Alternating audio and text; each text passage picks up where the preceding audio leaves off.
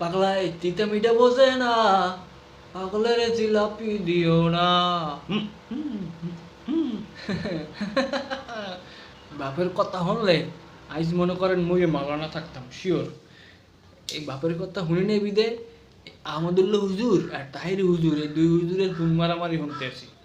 ঠিক আছে, এই করে এর বিরুদ্ধে মামলা, এই করে এর বিরুদ্ধে সমালোচনা। বুঝলাম না আমরা মাঝখান দিয়ে পাবলিক কোথায় যাব?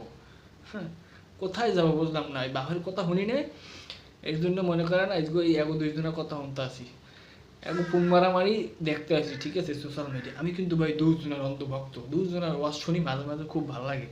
সুন্দর ভাঙ্গাই চুরি কথা বলে, যে ঠান্ডা হয়ে যায় এসব কথা, হাসি তামাশা ভালোই লাগে।